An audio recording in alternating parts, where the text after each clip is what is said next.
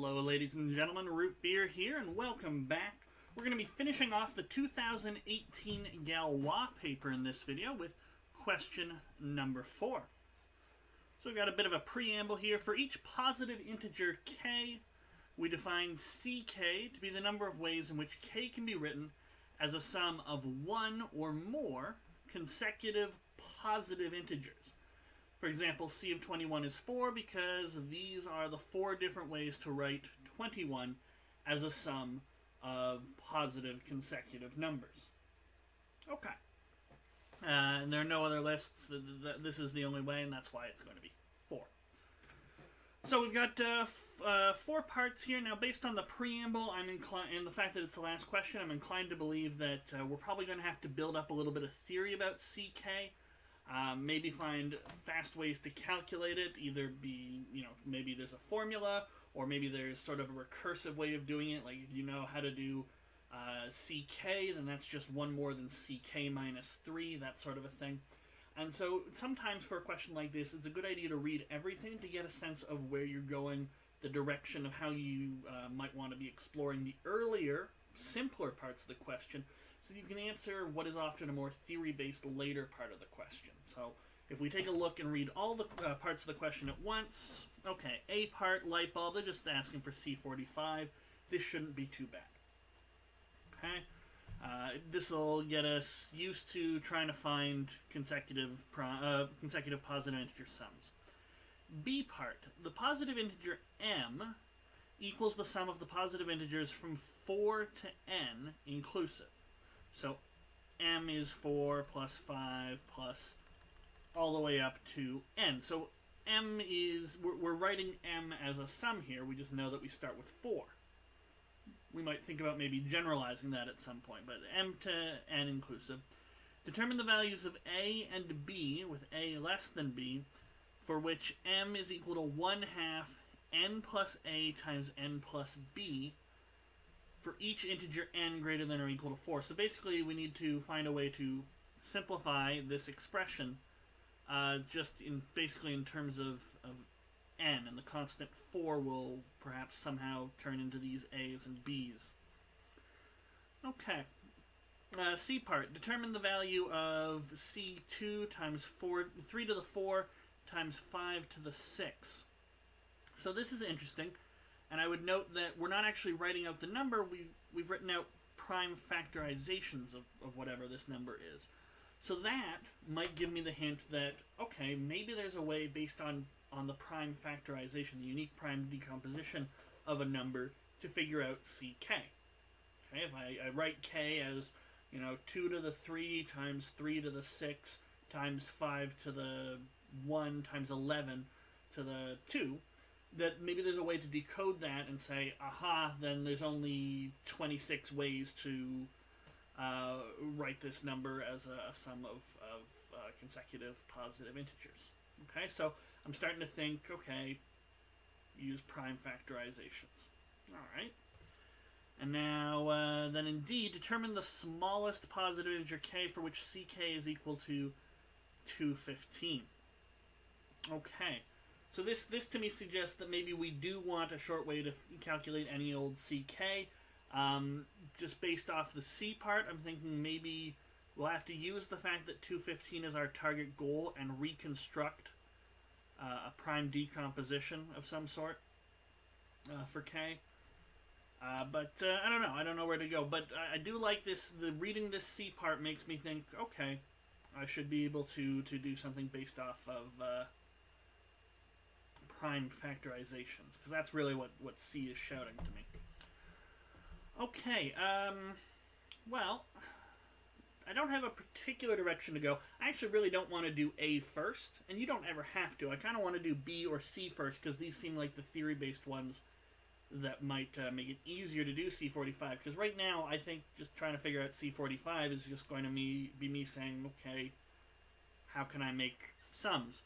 Now, I would notice that 21 counted when we were figuring out C21, so we always get at least 1. So 45 can be written as 45, but what else can we do?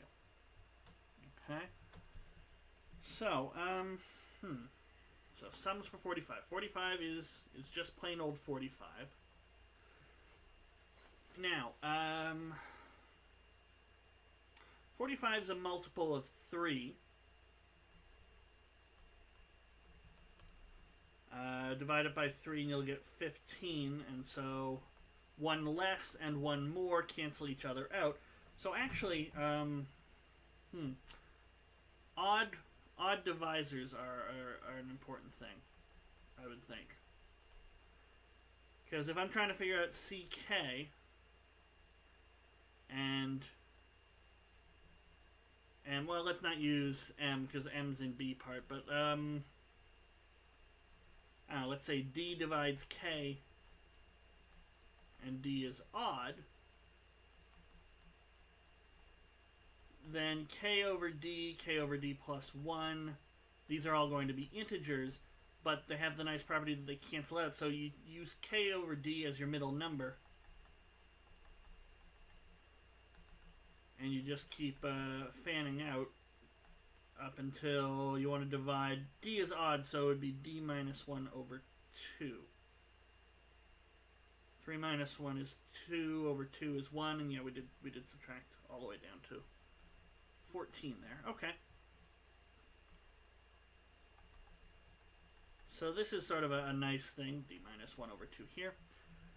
And so now I start thinking, okay, well, it worked for 45 having a factor of 1, and 3, what else does it have? Well, it has a factor of 5. And in fact, speaking of prime factorizations, let's write out the prime factorization of 45. It's 9 times 5, and 9 is 3 to the 2. So it has factors of 1, 3, 45, 15, 5, and 9. Okay, it's got 6 factors here. A real quick way to tell when you're given a prime factorization how many factors you do have is you take each of the exponents, add 1 to them, and multiply that all together. So we get 3 times 2, 6, and I do have 6 factors. And so each of these works, each of these is an odd number, but you'll notice that not all of them will work. For example, 45, I'd be writing 45 is 1 plus 2 plus 3, but I've also got to go down to 0 and minus 1 and all that stuff. So that's not going to go over so well, because that's not allowed. They've got to be positive integers. So, well, which ones do work? I only have to test 6 cases here. And then, of course, we might also think about even numbers as well, because 21 is odd, and it has odd factors, but you'll notice that we have 10 plus 11 here, and that's 2 numbers, and we've got 6 numbers here as well, so we might have to consider how to do even numbers in a bit as well. But 45 divided by 5 is 9, so we put 9, and then 5 minus 1 over 2 is just 2, and so we count 2 on either side, and yep, 7 plus 8 plus 9 plus 10 plus 11 is 45, so that works out nicely. The danger is just sort of going into zeros or negative numbers, so how about we divide 45 by 9, the next smallest. So that would be a 5, and then 9 minus 1 is 8, divided by 2 is 4, so we should go on to, should go 4 on either side.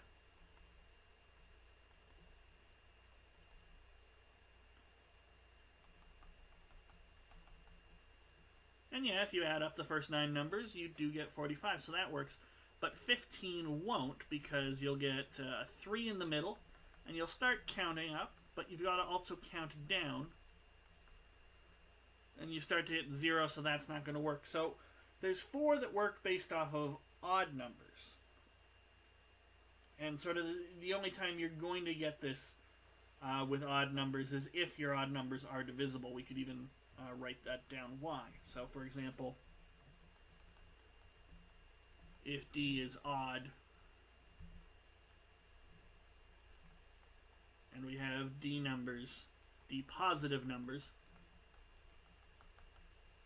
consecutive as well.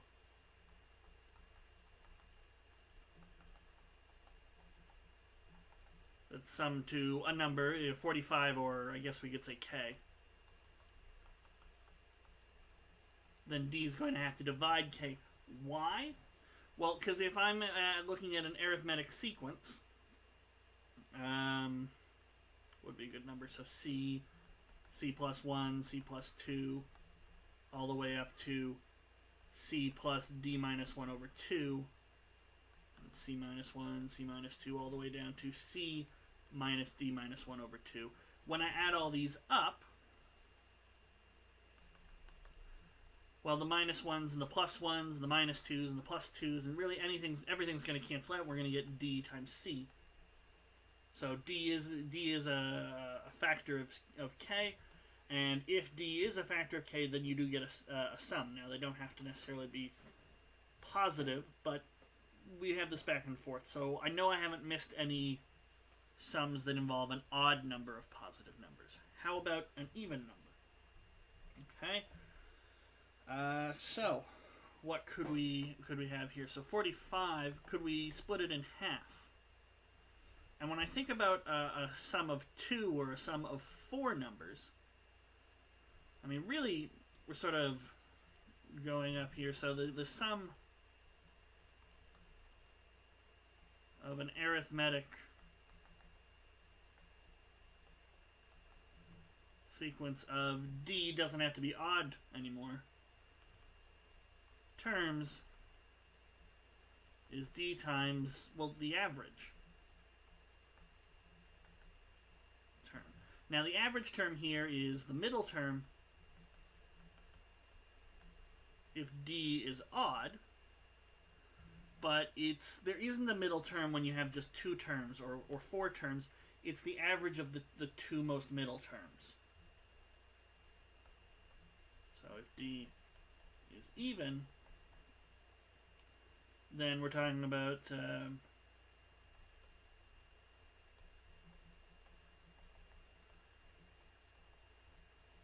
average of the 2 middle terms. But if these guys are going to be integers, then that has to be sort of a number that ends in 0.5. Okay. So things to I guess, think about there. Now for 45, if I divide 45 by 2, I get 22.5. So if I do 22 plus 23, hey, that works.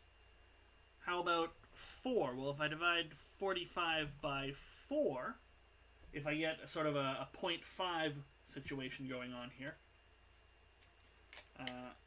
then I'll be good to go. But unfortunately, 45 divided by 4 is 11.25, so that's not going to work.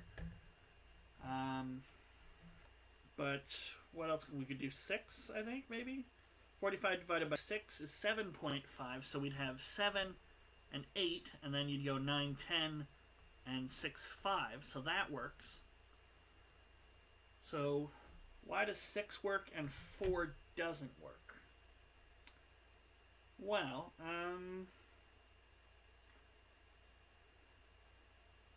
I think it's because... I think you can get sort of 1 factor of 2.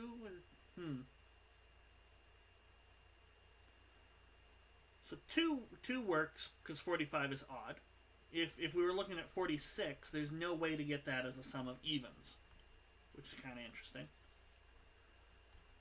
But for 45, you'll get 1 for 2, and then you can also get 1 for 6 because the 2 worked. So 45 over, let's say it this way, k over 2 is equal to an integer plus a half. And if some other number d divides k, then k over 2d is an integer plus a half as well, because k over d is an integer. Right, but in this case, k would have to be odd, otherwise it won't work. So we're learning things. You can only use an even number of consecutive positive integers for your sum if you're dealing with an even number, or sorry, an odd number. It won't work for an even number. but also if you take then an odd factor and divide by that amount, then dividing by 2 you'll still get. So you can do a string of 2D. So that's why we go from our factors of sort of 1, 3, 5, 9, 15, and 45, 2D. So I can get one with 2. I can get one with 6, 10, 18. Now some of these might have the problem of they're going into negative numbers, but I think that's sort of a tiny little sort of avoidable thing. This 91 here should be negative 44 all the way up to 45, because most of that's going to cancel itself out, and then you're just left with a 45. But of course, negative numbers, so that wouldn't count. We get 22 and 23 here. We already mentioned 7 and 8, 9, 10, 6 and 5. What if I did it with 10? Well, then I'd be looking at 4.5, so my middle numbers would be 4 and 5. 6, 7, 8, 9 gets me 10 on that side. 3, 2, 1, 0. And, well, then we've got a bit of a problem there. So we really only get sort of 2 additional ones. Okay, so that with those 2 combined with the 4 we had earlier, I'm pretty sure we've exhaustively looked at just 6 of them. And so it comes a little bit from the factorizations now, and then 2 times the odd multiples and things like that. But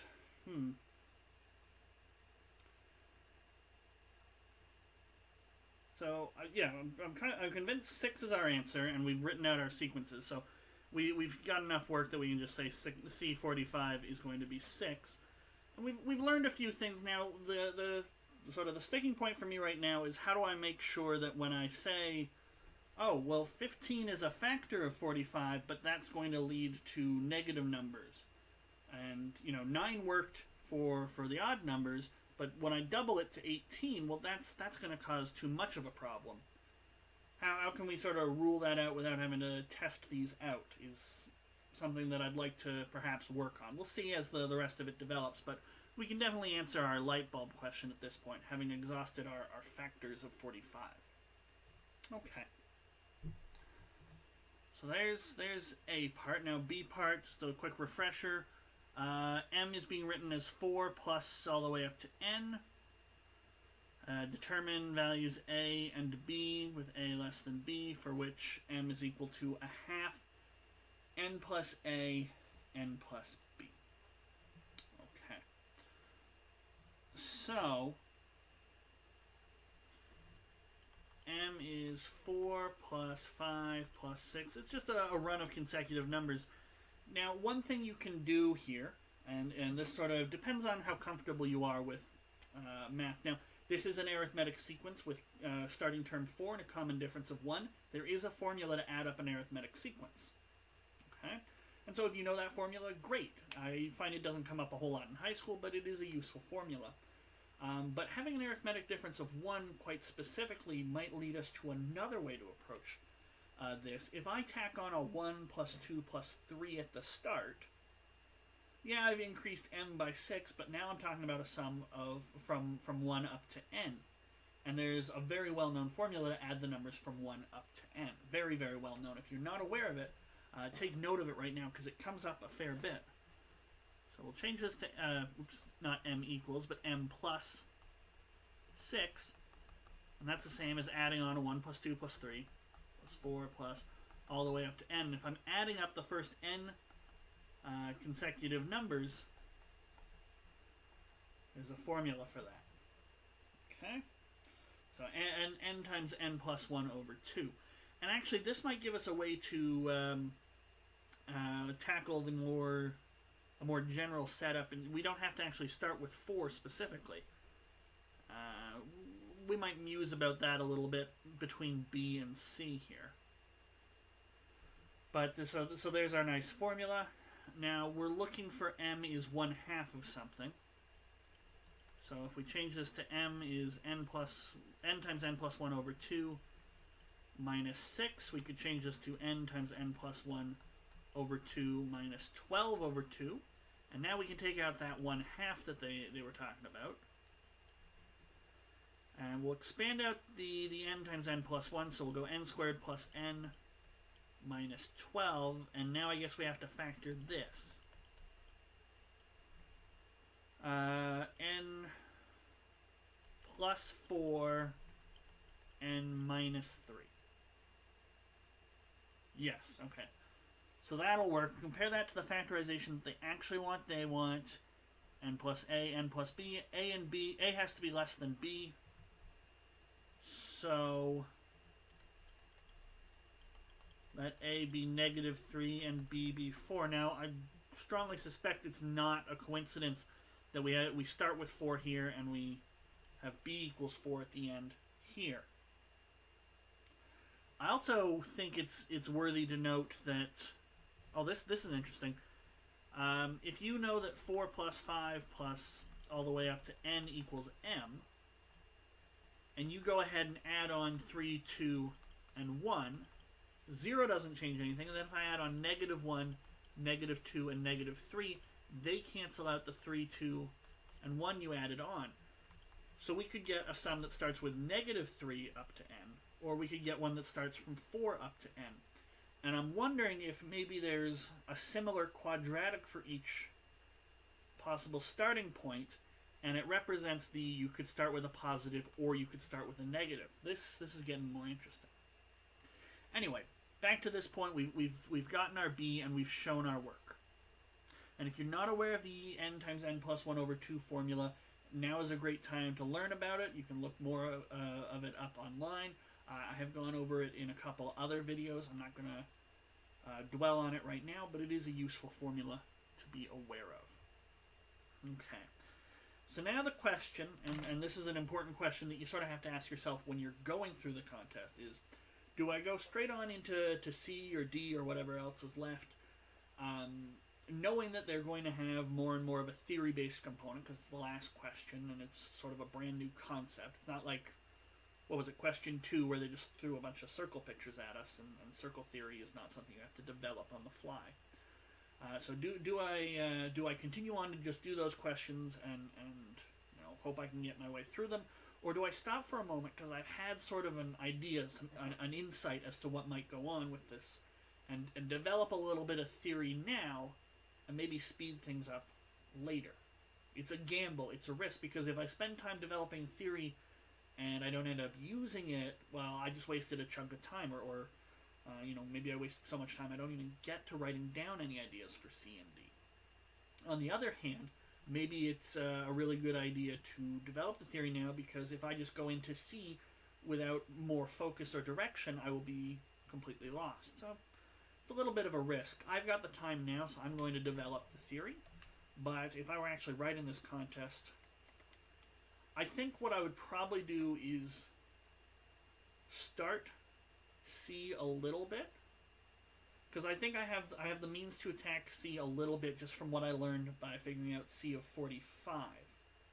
I think generalizing B might be a bit more appropriate for D, but I think I'd start C a little bit, and I think I'd end up getting frustrated because it's got what, C to the 4, or 3 to the 4 and 5 to the 6.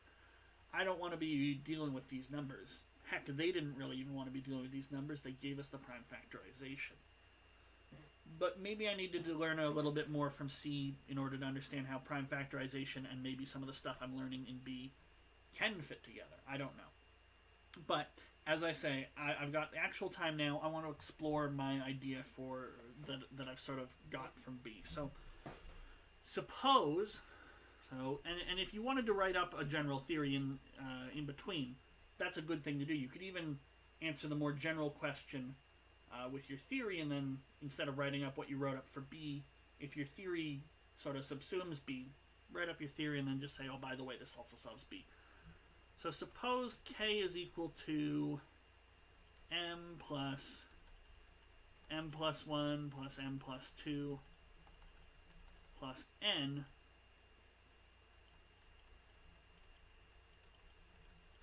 consecutive integers. Well, we'll say consecutive positive integers. Okay. So, consecutive positive integers, fine.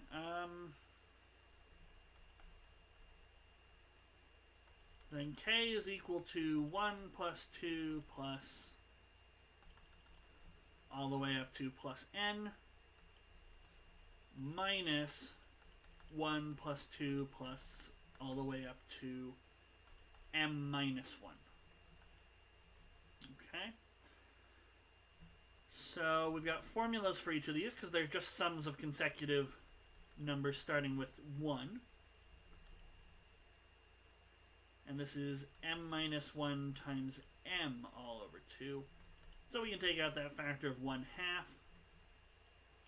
We can do n times n plus 1. Now this is going to be a little weird to factor, but I think we could probably do it. N squared plus n minus m squared, and then minus negative m is a plus m. Okay, so can we factor this like we had in B? That's sort of the challenge. Well, n squared minus m squared is n minus m times n plus m. And then what's left over? Well, another n plus m. So this is 1/2 n plus m n minus m plus 1.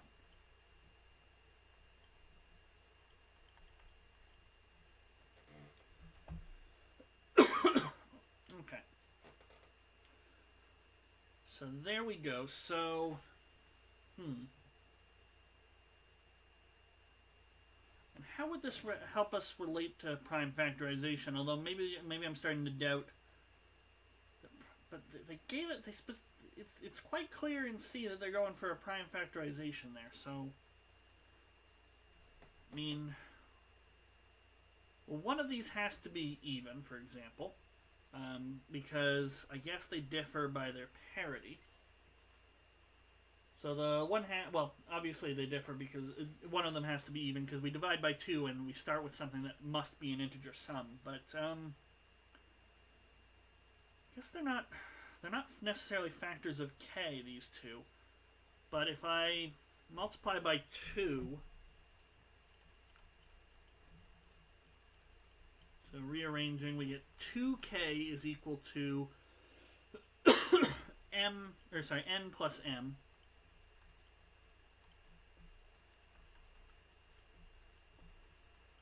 times n minus m plus 1. Right? And so, for example, with 45, we'd be talking about 90 here. And we could get 45 plus 45 is 90 times 45 minus 45 plus 1. And that would mean we start, if m and n are both 45, that means we start and end at the same thing in our sum. So we've written 45 as a sum of just 45. And so the number over here gives me the number of times I write things out.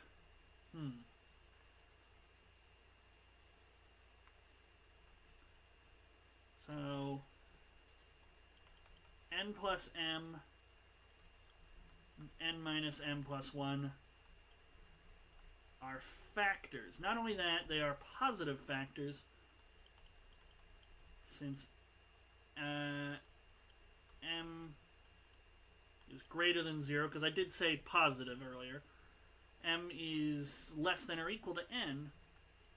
N plus m is positive, and therefore n minus m plus 1 is positive. So,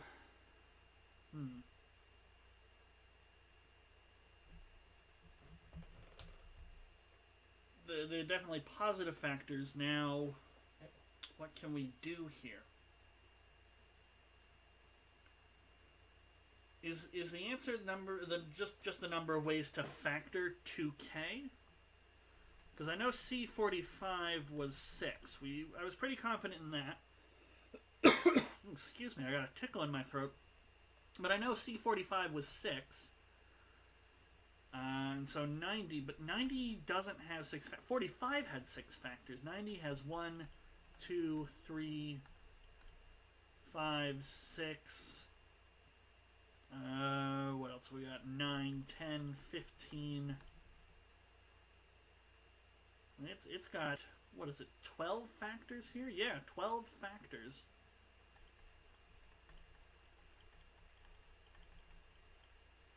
And that's not 6, so something isn't quite right. Do we just arbitrarily exclude half of them? Well, that shouldn't be a way to think about it. We should never be saying, well, we'll just arbitrarily do this. Is there a reason it's got to be half? Is it because it's an odd number? Well, I suppose we could ask the question, will any factorization... Because we know if we can get a sum, then we can get a factorization. Will any factorization of 2k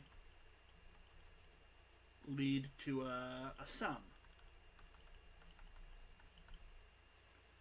Because we know a sum will lead to a factorization of 2k. But I think our experience with 45, unless I really screwed up that calculation in A, it turns out that not every factorization will lead to a sum. So what can we do? Well, if I factor 2k, let's say if that's equal to x and y, then we could say, can I get my m and n from there? Well, if I let x be n plus m, and so it'll have to be the bigger than or equal to 1.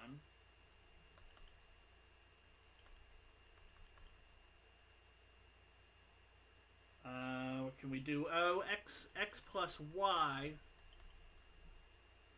would end up being, the m's would cancel out, and you'd get 2n plus 1. So it'd have to be odd. But then we could solve for n. And then you'd do x minus y would end up being 2m minus 1. Again, odd. But again, not too bad to figure out m. But I think it's important to note that these would have to be odd, right? Because it's entirely possible. So if x plus y and x minus y have to be odd, then x and y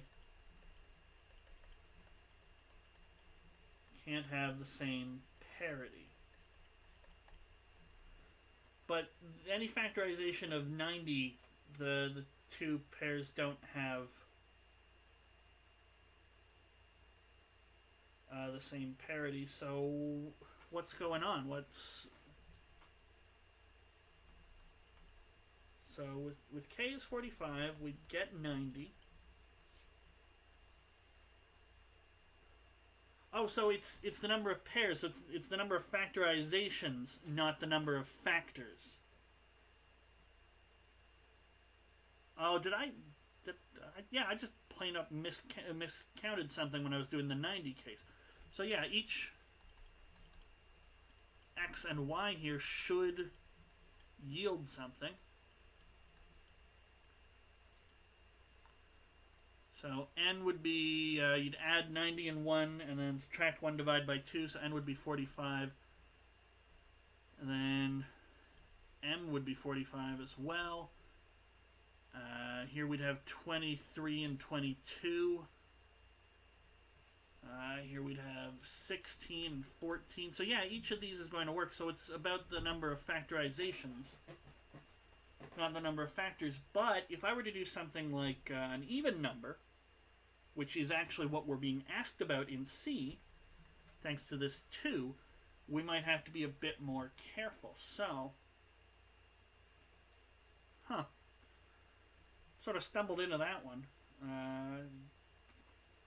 Yeah, so it's not about the number of factors, the number of factorizations, but it's got to be the factorizations. Also, one has to be odd, one has to be even, and that's kind of interesting as well. Because I can tell you, if you're looking at something like, if you're looking at just an odd number, and you, well no, so if k is an odd number, 2k will have to be an even number. So when we're looking at 2k, we're always going to be even. So since 2 divides 2k, 2 will have to divide one of the two factors, x or y. So one of them will always be even. We just have to ensure that the other isn't even. So the other has to just be odd, so it has to just be multiples of the odd primes, and they would have to just come from k. Yeah, oh, this is good, actually. I should be writing this down rather than just musing in front of you. So, yes, all this works, fine. So, x and y need have different parity. So, hold on. So let's sum up. So ck is equal to the number of pairs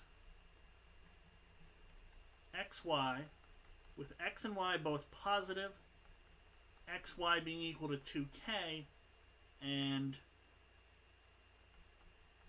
xy having different parity. One is even, one is odd, because that's what parity means. It's the oddness or evenness.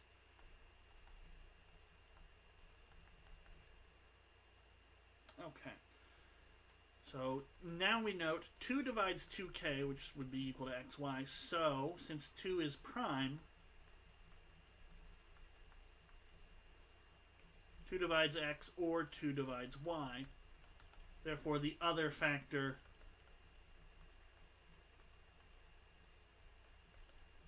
must be odd. Although I guess if we knew they had to have different parity, one of them had to be odd anyway. So I guess I didn't really say anything new here.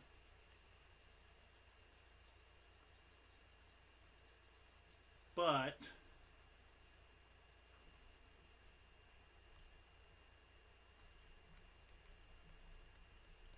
suppose x is the odd one.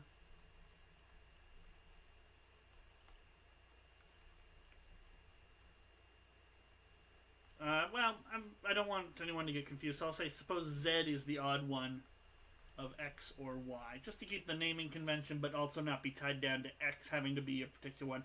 X is the one that's bigger than y, bigger than or equal to y. Actually, that's a good point. Would squares cause a problem here?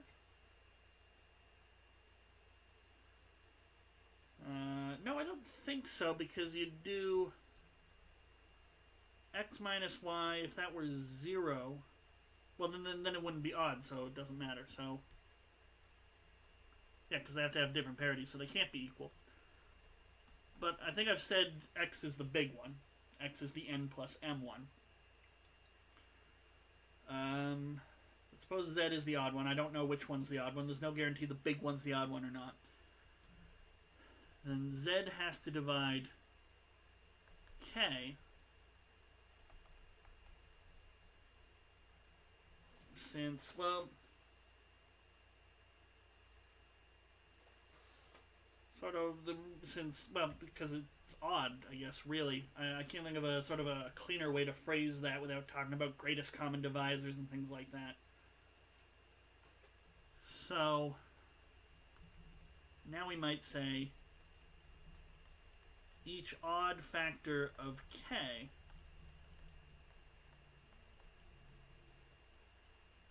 gives an odd factor 2k and vice versa. So ck is the number of odd factors of k. But for number, so in terms of prime factorizations, I'm getting prepared now to answer C part of the question. So in terms of prime factors,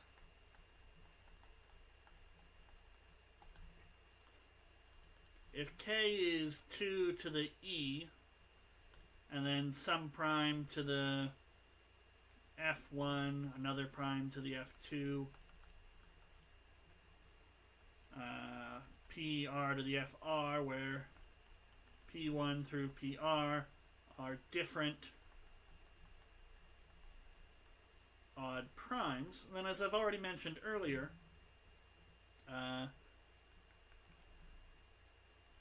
the number of odd factors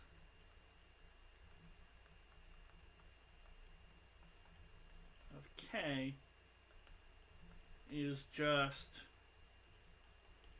well, it can really be any factor of this part of the number, because the 2 to the e shouldn't be bringing anything to the table, even if there is anything in the e. I mean, for 45, e is 0, but there we go. So f3 plus 1, all the way down to fr plus 1. So that's got to be equal to ck. So this would definitely be something that we include in our write-up, because we've sort of now got a nice way, especially in terms of prime factorizations, to get our numbers, to get our ck. So for the specific case of 2 times 3 to the 4 times 5 to the 6, this is going to be equal to 4 plus 1 times 6 plus 1, and that's 5 times 7, 35. So see how simple C was if we just took a little theory detour, rather than me writing out a bunch of cases and potentially losing track of something, which is what I probably would have attempted. I probably would have tried to do this in sort of the same style as I did A part, just being a little more careful with and organized with my write-up. But there we go. Now for D part, just remind ourselves what is D part. We want the smallest positive integer k, for which ck is equal to 215. So 215, if that's equal to ck, I might say something like let k equal 2 to the e, p1 to the f1, basically the same thing that we had before, pr to the fr. Then this is f1 plus 1, f2 plus 1, all the way to fr plus 1. So immediately, if I want to make k as small as possible, I should have e as 0, because if I was looking at 2 times something, I could just do that something. I just do the odd factors, and that would be smaller. So 215 can be factored like this. Now we might ask ourselves, how can 215 be factored? Well, 215 can be written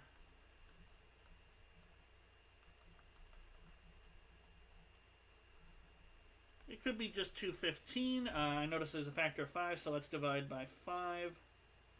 And we got 43, so these guys are prime, so I can't break them down. So these are the only 2 factorizations.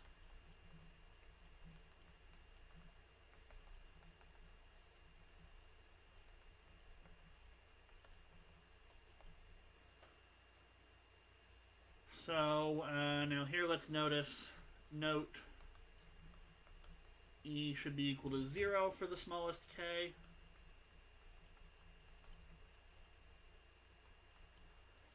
As we could divide k by 2 to get a smaller k with same ck instead. Yeah, there we go. So I guess that means that C90 is the same as C45. That's kind of interesting.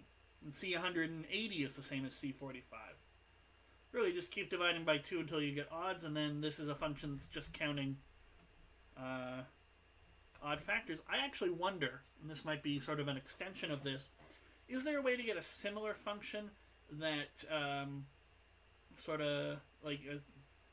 so this question is quite nicely phrased as sums of positive consecutive integers. Great way to phrase it. A great interpretation of ck. And ck in this case is the function that counts the number of odd factors.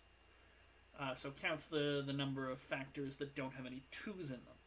Is there I could define a similar function theoretically by saying count the number of factors of k that don't have a factor of 3, or count the number of factors of k that don't have a 5, or just pick any prime, really. But is there a similar interpretation, nice interpretation like sums of consecutive integers? That's kind of interesting. If there's a nice way to interpret each one given my choice of prime. I suspect no, but be something for someone to look into, and if you want to, leave a comment down below. Anyway, getting back to our question at hand. Okay, so E is 0.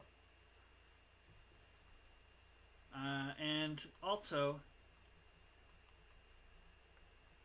to make K as small as possible,